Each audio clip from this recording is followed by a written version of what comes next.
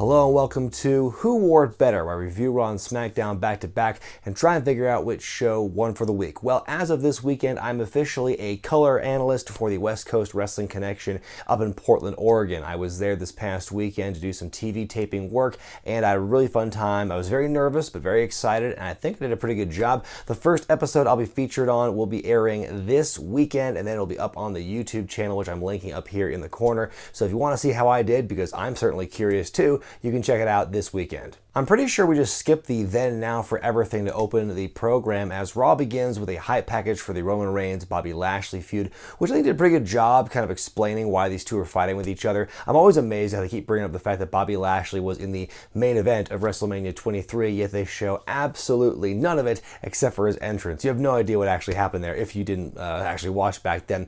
There's this really cool shot they did after the hype package where Roman's walking down the hallway and the camera's in front of him and it follows him as he's going down. Then all of a sudden, they hang on this for a long time, and then all of a sudden it's interrupted by Bobby Lashley's back covering the shot, and then it shows a two-shot of the two of them. I thought it was actually a really cool shot that they did there.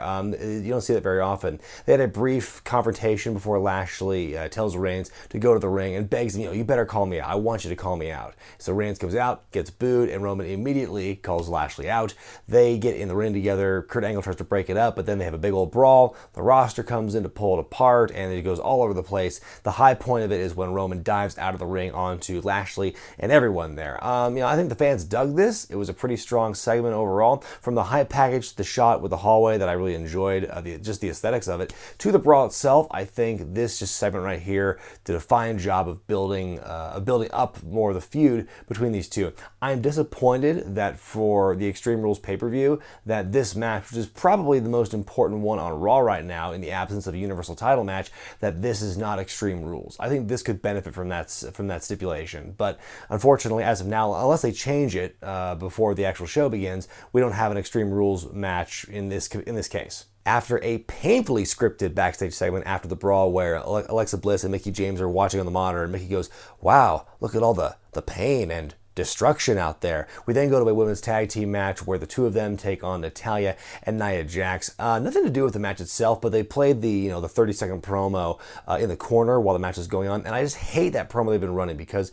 you see all these close-up shots of the wrestlers talking, and it's got this, stupid amount of headroom above them. And then, let's put letter boxes, the black bars on the top and bottom of the shot.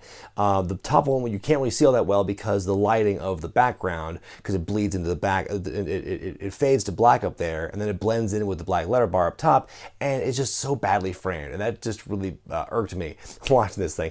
Anyway, not much to the match itself. Nia hits a leg drop on Mickie to win. Alexa starts beating on Nia with the kendo stick right after the bell rings. Nia blocks the shot, sends them running, and she breaks the stick in half, which is an impressive visual.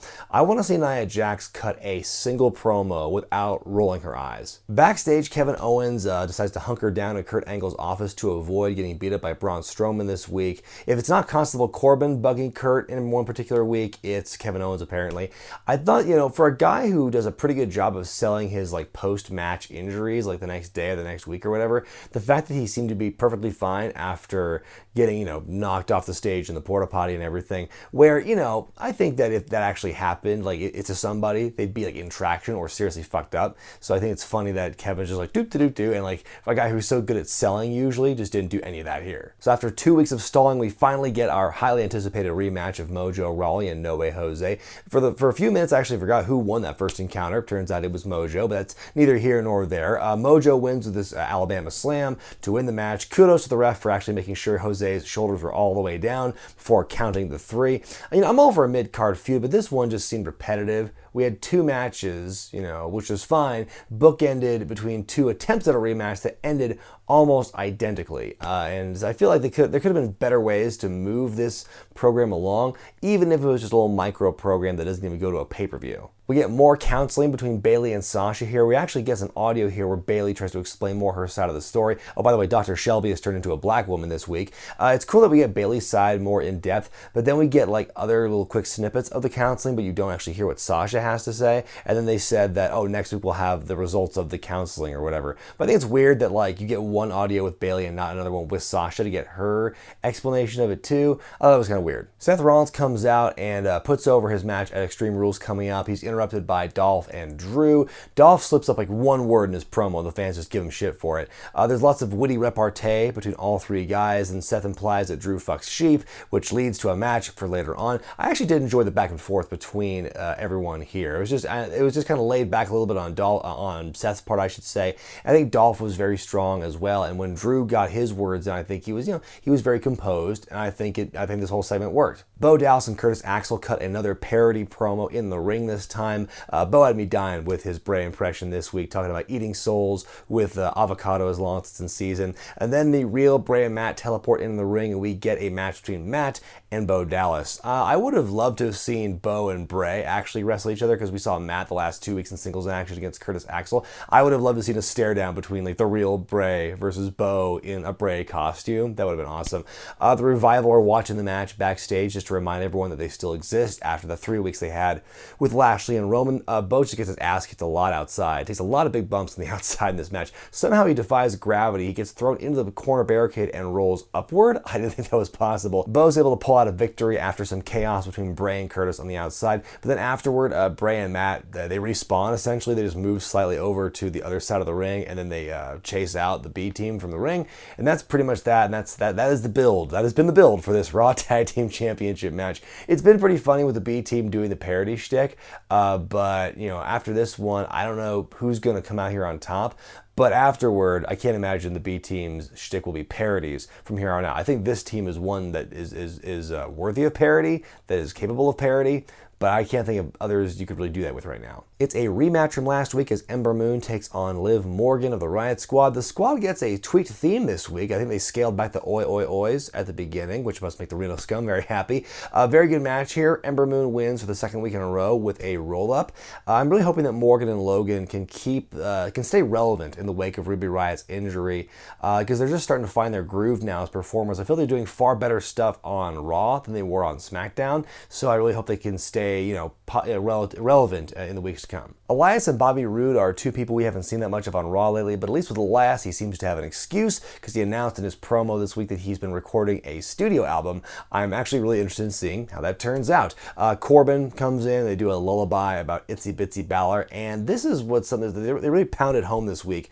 The whole reason these two are fighting is because it's a big versus little thing. We literally just saw this weeks ago with Daniel Bryan and Big Cass on SmackDown, and that ended when Big Cass got fired. So why would you want to remind us of that whole debacle on SmackDown and do almost a carbon copy of what we just had on the other show here with this one? You could do some kind of like authority-based, feud between these two, where Corbin's trying to hold Balor down because he has his position of power, but they're not doing that. Maybe they're saving it for a rematch, but I don't really know. I just think that the build here was like, I'm big, that means you suck, is kind of repetitive. It's a pretty good match. Roode hits Elias with a spine buster. The bump that Elias takes looks kind of shitty and painful. Corbin runs in, hits the end of days on Roode to steal the victory. So more momentum now for the Constable of Raw, more build for him as he goes into his match with Finn Balor at the pay-per-view.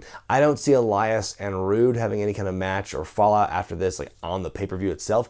Maybe the pre-show, but we did see them wrestle like 3 or 4 weeks in a row a couple of months ago. So I think maybe we take pump the brakes on that a little bit. Backstage, Kurt Angle makes a match between Kevin Owens and Braun Strowman at the pay-per-view in a steel cage match. And I thought that, Shane McMahon had a vendetta against Kevin Owens on SmackDown, but this just seems like petty almost. I don't know what's going on, but like it's hard for me to feel like anything but sympathy for Kevin Owens. Main event time as Seth Rollins takes on Drew McIntyre, and if Seth wins, then Drew will be banned from ringside during the Intercontinental Championship match at Extreme Rules. Great stuff here in this match. I loved Rollins' quickness and agility against Drew's power and size being used there. Dolph tries to get involved. He does get involved at the end. Drew hits the Claymore with the distraction and wins. So now it's Seth against all the odds. It's a really strong match to end the show overall.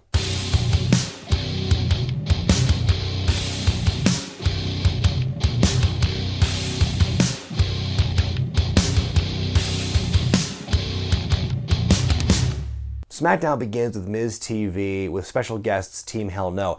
I guess we're all just going to forget the fact that The Miz banned Daniel Bryan from being on his show several months ago after he no-showed because he was laid out backstage by Big Cass. You know, water under the bridge. Anyway, Miz starts out by surprisingly putting over Team Hell No, but then it's all a ruse when he plays a video package that shows all the strife that Kane and Daniel Bryan had in the past, trying to stir the pot. Miz and Kane each take turns, stumbling over their words in this promo, and then Kane Googles Miz, but then out comes the Bludgeon Brothers, then Sanity, then the New Day, and everyone's fighting. The baby faces get laid out by the crazy heels. We do get an interesting stare down between the Bludgeon Brothers and Sanity. It's almost like kind of territorial in a way, where it's like, hey, just because they're both all heels doesn't mean they're on the same side, doesn't mean they're friends. We do get a big 10-man tag team match booked for it later tonight in the main event. Our first match of the night's another Shinsuke Nakamura AJ Styles match. It's been a few weeks since we've seen these guys. I just couldn't wait to have them wrestle once again.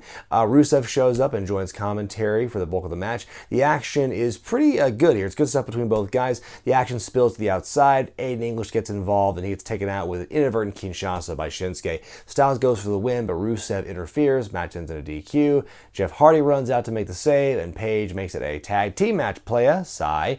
More good action that extends the match from earlier. Shinsuke trips Hardy on the top turnbuckle. Rusev hits a Machka kick to win the match. Rusev has more big momentum over the last couple of weeks. That being said, I'm not optimistic that Rusev Day will win the day on Sunday. And it's the tale as old as time. The whole interference thing, tag team matches made. It's a formula that has, you could say has worked for quite some time, but it's definitely a law of diminishing returns, and definitely at this point it's just formulaic. It's Battle of the Sexes Part 2 as James Ellsworth takes on Asuka once again, but now it's in a lumberjack match where theoretically he cannot escape. Partway through the match, though, there's infighting between the lumberjacks because that's just a standard rule in lumberjack matches. And as that's going on, Ellsworth tries to escape. He's crawling away on his hands and knees. Becky Lynch and Naomi catch him, bring him back. More fighting. Asuka dives off the top rope and into the crowd of lumberjacks and James, which looks pretty cool. Ellsworth tries to spray some mace or something at Asuka, but she has none of it. Gets him in the Asuka lock to win. Then right after the match, Ellsworth sprays her after the bell, and he and Carmella lay out Asuka. So Asuka has been getting beat down pretty decisively the last few weeks, it seems. I feel like she has to win now on Sunday, or... Then backstage, they add the stipulation that James Ellsworth is going to be suspended above the ring in a shark cage, and just recent history over the last just 2 years or so has proven that stipulation, which is designed to prevent interference, only facilitates interference. So the question is not if Ellsworth will find some way to interfere and drop some kind of weapon to Carmella, but when. Backstage is a pretty entertaining segment with Team Hell No and the New Day discussing strategy. Kane is particular about the language of how to access Hell. He says technically it's a gateway. He also quotes NSYNC, so I'd say this whole segment was a bit of a plus. Holy shit, it's finally happening, you guys. Andrade Cien Almas versus Sin Cara. Oh man, they've been letting this build percolate and simmer for weeks and weeks. It's Sting and Hogan in 97 all over again, brother.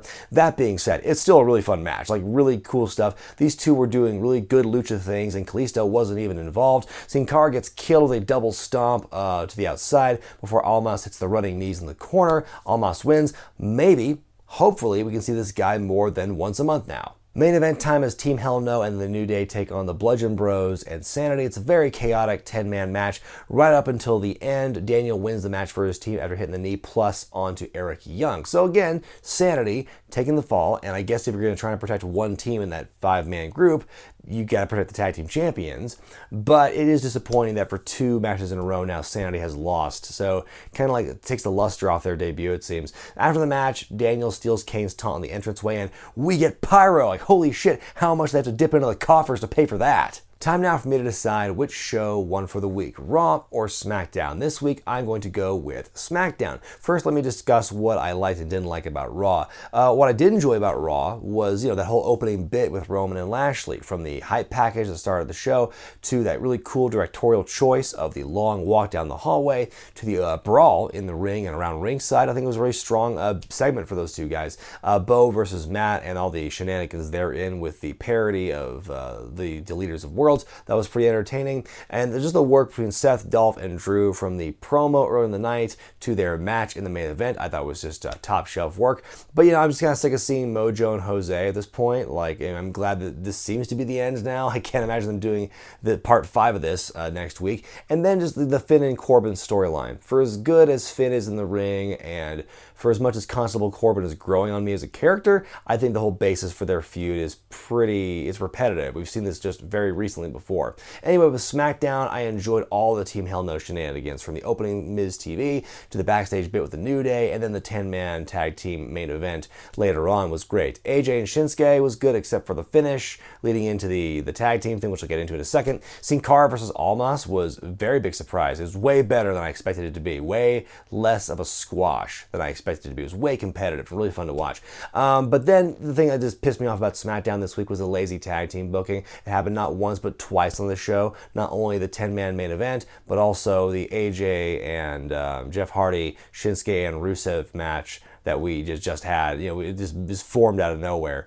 We've seen that time and time again, and it happens for 2 of your matches on this show, and I think that's just a little lazy. Also, one other note, some people lately have commented on the fact that I spend so much more time talking about Raw than I do SmackDown. Like, I get really analytical into Raw, and then I kind of gloss over SmackDown, which I am aware of and I feel bad about, but it's really because of 2 things, I think. One is because obviously Raw is a longer show, and there's just more content to discuss, so yeah, the number of minutes I discuss Raw compared to SmackDown is going to be proportional, but also I think because of the shorter time, SmackDown's storytelling has to be simpler and more abridged, and that makes me talk less about it. It's less complex and in some cases convoluted than what Raw does because they have that extra time. Now, simple is not necessarily a bad thing. Simple can be good, but sometimes things on SmackDown get too simple, and it makes it difficult for me to really, expand on it the way I do with Raw. There's also less bad and shitty and stupid things to talk about on SmackDown, which really get my ire up. So yeah, I do talk a little bit less about SmackDown than on Raw, but that's just more of a proportional thing than anything else. Anyway, let me know what you guys thought about Raw and SmackDown in the comment section below, and be sure to vote which show you thought was better in the gimmick in the upper right hand corner of your screen. Be sure to thumbs up this video if you like it, subscribe to Wrestling with Regret, buy the t-shirts at ProWrestlingTees.com, and check out Patreon.com/WrestlingWithRegret for exclusive perks and bonus content. I'm Brian Zane, and I'll see you next time.